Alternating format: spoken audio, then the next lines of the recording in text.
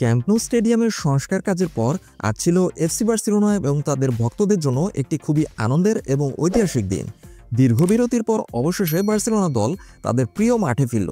প্রায় 23,000 ভক্ত এই উন্মুক্ত অনুশীলন দেখতে এসেছিলেন। কোচ হ্যান্সি ফ্লিকের খেলোয়াড়রা যখন নতুন সাজানো মাঠে নামলেন, তখন পুরো স্টেডিয়ামে উত্তেজনা আর পুরনো দিনের স্মৃতি ভিড় করে আসে।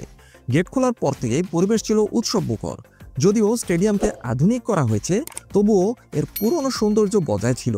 ভক্তদের চিয়ারিং পুরো মাঠে ছড়িয়ে পড়েছিল। সবার চেয়ে বেশি করতালি পেয়েছেন তরুণ তারকা লামিন ইয়ামাল, যিনি সব বয়সী বার্সা ভক্তদের মন জয় করে চলেছেন। দলের অনেক সদস্যের জন্য এই দিনটি ছিল বিশেষভাবে গুরুত্বপূর্ণ।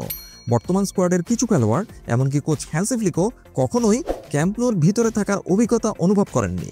আজই তিনি প্রথমবার এই ক্লাবের আসল বাড়িতে নেতৃত্ব দেওয়ার অনুভূতি পেলেন। এছাড়াও ভয়েচেক শেজনির মতো খেলোয়াড়রা আগে প্রতিপক্ষ হিসেবে এই মাঠে খেললেও এখন বার্সেলোনার খেলোয়াড় হিসেবে মাঠে নামলেন। এছাড়াও mark Casado, Dani Olmo, Fermin Lopez এবং পাউ কুবার্সির মতো একাডেমির তরুণ খেলোয়াড়রা তাদের জীবনে প্রথমবার এই বিখ্যাত মাঠে পা রাখলেন। ইনজুরি থেকে ফেরা গোলরক্ষক জোয়ান গার্সিয়া এবং উইঙ্গার রুনি বার্জিও আজ প্রথমবার এখানে অনুশীলন করেছেন।